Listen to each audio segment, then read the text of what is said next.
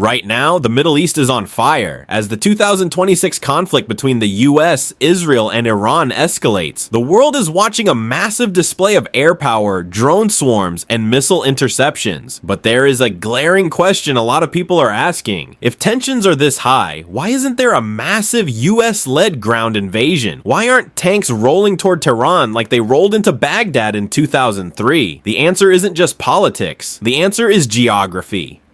Welcome back to US Geography. If you watched our last video, you know that Iran's geography absolutely sucks for its own economic development. But today, we are flipping the map. We are going to look at why that exact same terrible geography makes invading Iran a logistical nightmare that no modern military wants to touch.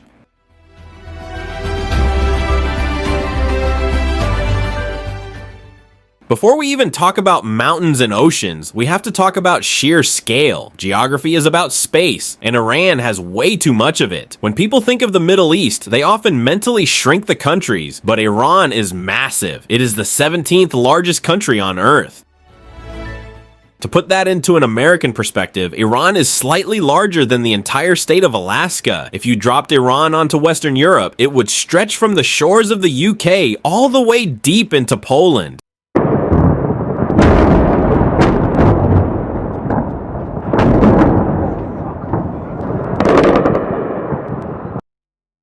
In 2003, the US invaded Iraq, a country largely made of flat, open desert that is only a third of the size of Iran. Conquering and occupying Iraq stretched the US military and its supply lines to their absolute limits. Trying to occupy a landmass the size of Alaska, filled with almost 90 million people, is a geographic math problem that simply doesn't add up for any invading force today.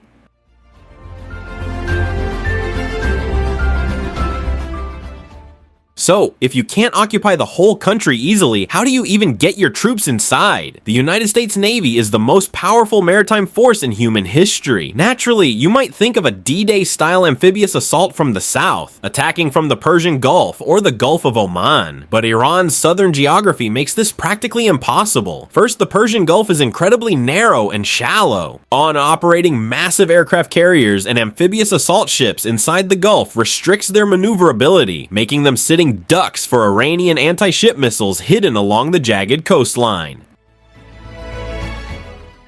Second, the actual coastline of Iran is a nightmare for landing troops. Much of the southern shore consists of treacherous mudflats, mangrove swamps, and brutal desert environments. But the real killer is what lies just a few miles inland, the Zagros Mountains. As in many places along the southern coast, the mountains drop almost directly into the sea. This means any Marines landing on a beach would immediately be trapped at the bottom of a steep, rocky valley, while Iranian forces hold the ultimate geographical high ground. In military geography, landing at the bottom of a cliff is a death sentence.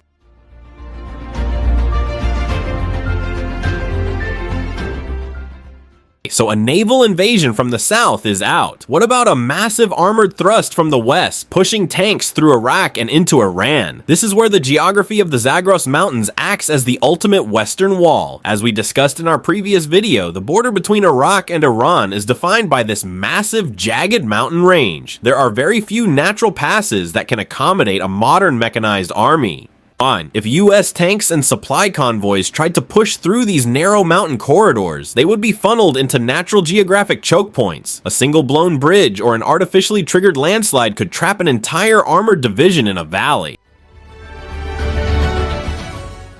Saddam Hussein tried this exact route in the 1980s. Despite having flat land on his side of the border to supply his troops, his army hit the Zagros Mountains and effectively died there, resulting in a brutal, static trench war. Thus, geography dictates that a Western ground invasion is a meat grinder.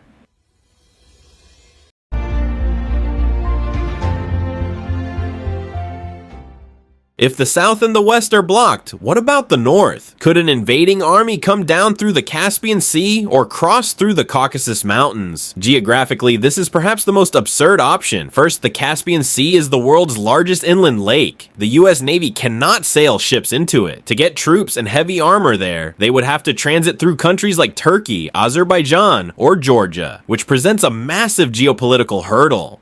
But let's pretend a coalition army magically spawned on the northern border of Iran. What do they face? The Alborz Mountains. The Alborz Range is a towering, violently steep wall of rock that separates the Caspian coastline from the Iranian plateau. It includes Mount Damavand, a volcano that reaches over 18,400 feet into the sky, higher than any mountain in the contiguous United States. The passes through the Alborz are narrow, winding, and easily rigged with explosives.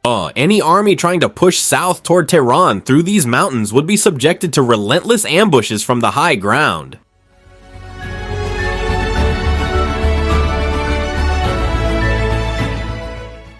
So we are left with the east, the borders with Afghanistan and Pakistan. If an army somehow secured staging grounds in these remote, rugged countries, could they invade Iran from the east? This is where Iran's geography goes from difficult to apocalyptic. If you cross the eastern border, you do not hit fertile plains or major cities. You hit the Dashti Lut and the Dashti Kavir, two of the most extreme, inhospitable deserts on planet Earth. The Dashti Lut is a literal dead zone. NASA satellites have recorded land surface temperatures here hitting a staggering 159 degrees Fahrenheit, 70 degrees Celsius. There is no water, there is no forage, there is no infrastructure.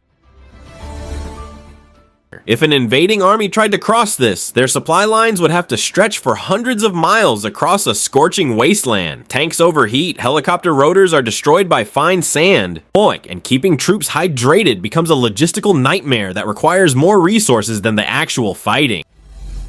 In 1980, the US military launched Operation Eagle Claw to rescue hostages in Iran, and the mission failed catastrophically simply because a sudden desert sandstorm destroyed their helicopters. The Iranian desert is a weapon all on its own.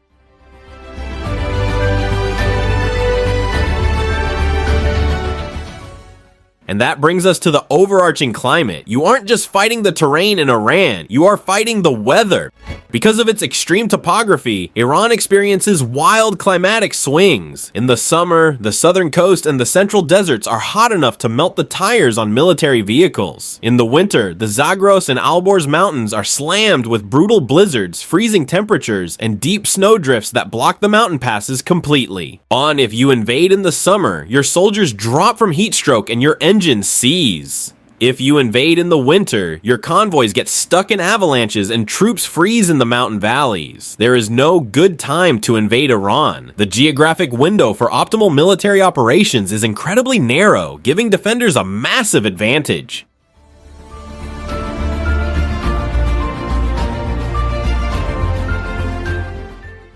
But let's play the ultimate devil's advocate. Let's say an invading army somehow survives the amphibious landings, pushes through the Zagros Mountains, crosses the burning deserts, and finally reaches the Iranian heartland. Their ultimate prize is the capital, Tehran. Geographically, Tehran is an invader's worst nightmare. It is not built on a flat, open plain. Tehran is jammed directly against the foothills of the towering Alborz Mountains. It is a sprawling, chaotic metropolis of around 9 million people, built on uneven sloping terrain. Urban warfare is already the most destructive, slow, and costly form of combat. A standard military rule of thumb is that an attacking force needs a 3-to-1 advantage to win a conventional battle. In a dense megacity like Tehran, that ratio jumps to 10-to-1. Invading forces would have to clear the city block by block, building by building, all while taking artillery and sniper fire from Iranian forces positioned in the heavily fortified mountains, looming literally right above the city streets. Tehran's geography guarantees that any battle for the capital would make the Battle of Stalingrad look like a skirmish.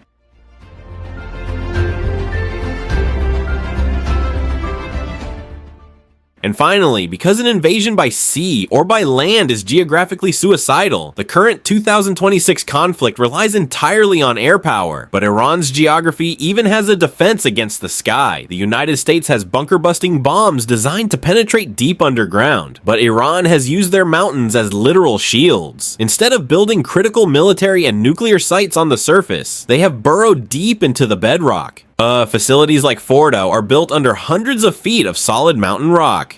Geography is the ultimate armor. No conventional bomb currently in the US arsenal can penetrate that much solid bedrock. To destroy these deeply buried facilities, an attacking force would either need to use tactical nuclear weapons, which opens up a catastrophic geopolitical Pandora's box, or send special forces directly into the mountains to blow the doors from the outside. Which brings us right back to the nightmare of fighting a ground war.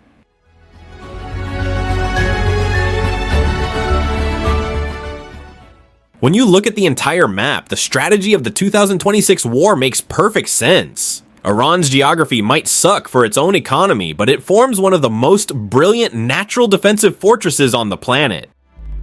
Massive scale, muddy coastlines, impenetrable western mountain ranges, a towering northern wall, an apocalyptic eastern desert, and deeply buried bedrock facilities mean that no one is marching on Tehran anytime soon. Our geography dictates that any war here must be fought from a distance, with airstrikes, naval blockades, and proxy forces. The map doesn't just show us where things are, it dictates how nations fight, live, and survive. Thank you for watching US Geography. If you found this geographic breakdown helpful, hit that like button, subscribe, and let me know in the comments what region of the world we should analyze next. See you next week.